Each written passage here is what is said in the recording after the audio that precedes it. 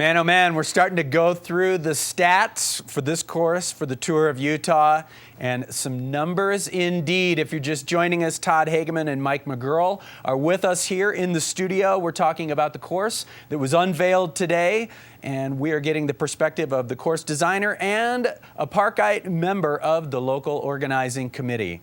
Lots of good insight for this fantastic race coming up.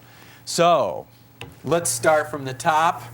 Stage one, definitely different. No prologue, no seeding process in the first day of racing. See if we can get the Kev. Can we put that map up for the first stage? And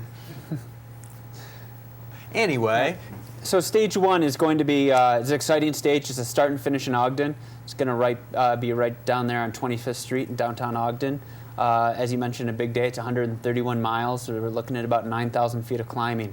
I'll say it's not a selective stage, just a very difficult stage. My prediction in that one will probably have 30 or 40 guys sprinting it out at the end. The final climb is going to be up the backside of North Ogden Divide, but then they'll have about a 10, 12 mile downhill to the finish, fast sprint finish in downtown Ogden.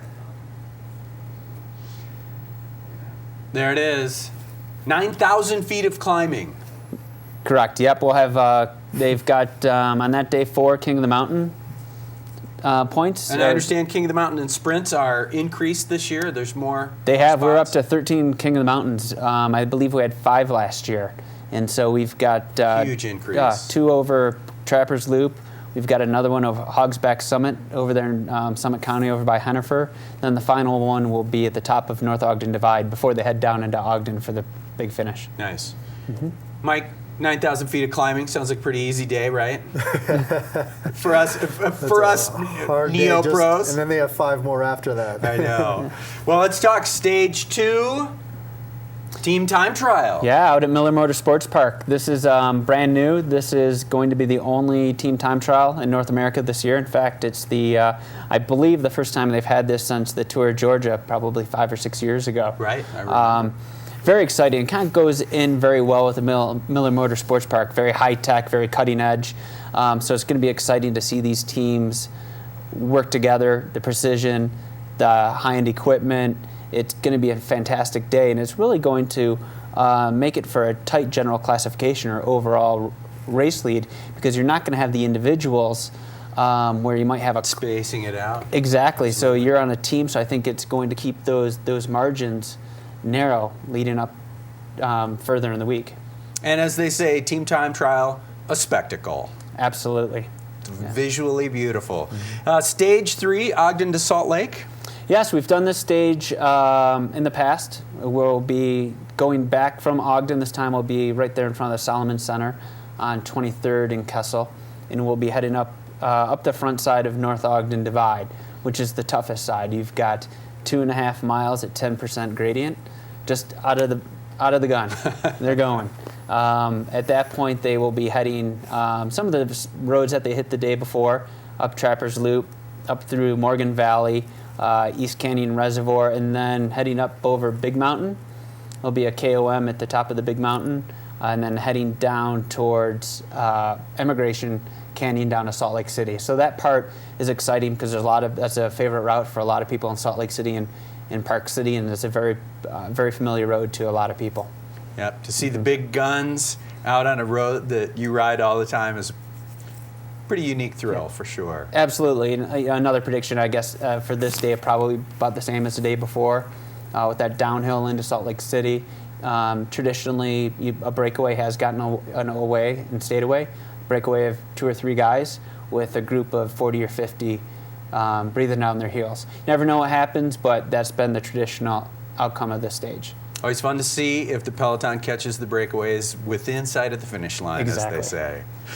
Next up, Lehigh to Salt Lake, another long day. This one's going to be an interesting one. This is the longest day, 136 miles. We're starting at the Zango headquarters in Lehigh. We're going to be taking a big loop out into the Rush Valley, and then heading back up to Salt Lake City. So just coming out to the West Desert and back to Redwood Road, there's 92 miles.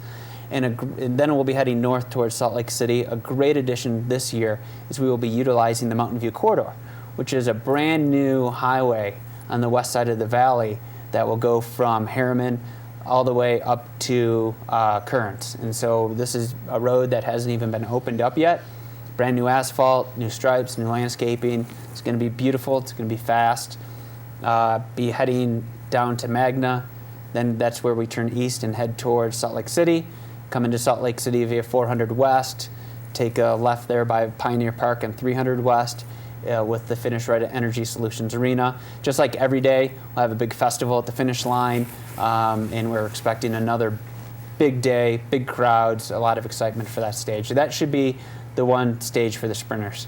Right, which is nice. Yeah. But stages 5 and 6, near and dear to our hearts here in Park City, not only because you're getting into our neck of the woods, but stage 5, Queen Stage. Absolutely, and we've got the Queen Stage. We've got the traditional Park City to Snowbird. One we've used, I believe this is 5 years running now. So we'll be starting at the New Park Resort, heading out of town, out of Park City, going to Camas, Francis, down to Heber. We will be going, again, traditionally through to Sundance, up the Alpine Loop, down into... Brutal. It's a long climb, long and hot climb, up to Suncrest, which is a shorter climb, but that's where the heat really gets you. It's the hottest part of the day. It's about a 1,200-foot climb.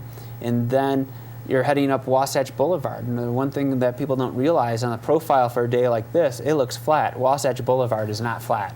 And there's a lot of undulation there that tires the leg for that final kick up to Little Cottonwood Canyon up to Snowbird, which if you ever superimpose Little Cottonwood Canyon over to Alpe d'Huez, almost identical.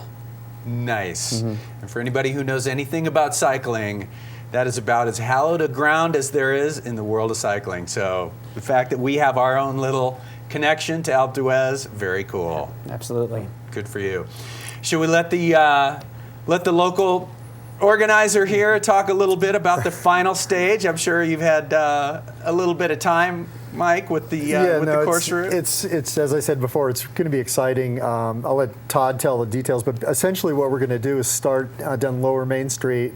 We're going to roll out towards Camas and then go through a little section not many people know about. It's called Wolf Creek Ranch. It's a real estate development up there. That's a very, very steep climb. It's a couple of miles. Yeah, it's 2 miles long. It averages 10%, and there's a little flat section in it. There's sections up there. It tops out over 20%. Yeah, so which is for those of you who have just ridden the hills around here, that's really a lot. That's steeper than the Mine Road by a lot. Wow. So that's heavy. It is. Then we come down through Heber, and then we go into Midway, and then new this year, we're going to climb from Midway up to the top of Empire Pass. A lot of people refer to it as Guardsman's Pass. Yes. And then we're going to come down and then go up to Royal Street and then finish down and back onto Main Street. It's going to be just an incredible route after they've already ridden 5 days in a row of just a lot of climbing. The climb up to Empire Pass from Midway, I did it a couple of weeks ago. Todd told me it was hard. I had no idea. When he tells me something's hard, Sure. When a real bike racer says, "Yeah, man, it's pretty hard, man." It's hot, it's exposed. It's steep. It's going to be probably the place to watch the stage if you want to be out on the hill, because it's really going to be a fight. And it's going to be the last climb of the tour, so really going to be exciting. That stage. And there is a lot to be said for positioning yourself on a course on a really tough spot like that, not only because you get a better look at the racers, but you certainly get to see them in a very humble moment at up to 20% grade. So, well, gentlemen, nice work. I guess the last thing we need to talk about is volunteers. I understand that there is going to be a hearty and healthy need. Yes, like I mentioned before, this is a big effort. It's a community effort. We need to get people involved. Utah is a great state for volunteerism, starting with the Olympics in 2002, and we really need those people to come out. We need probably up to 2,000 volunteers to put off a race of this size. That's huge. And so we ask people to. You can register at the Tour of Utah website, which is tourofutah.com. You can do it all week, or you can pick a particular day. But volunteerism, it wouldn't happen without our local organizing committees and our volunteers. Fantastic. Well, I'll start with congratulations, as this is our first time together, but congratulations on unveiling the course. It sounds great. Thank you both for all of your hard work in making what is already going to be a fantastic race. I'm super stoked already, Great. and we appreciate you putting in the hours, as they say. And I'm sure we'll be seeing you again soon before the first gun goes off for the beginning of the race in August. Absolutely. Thank you, Great. fellas. Good Thank to you. see you. All right, we got to get moving. We're going to have weather right after the break. Stay tuned to Mountain Views.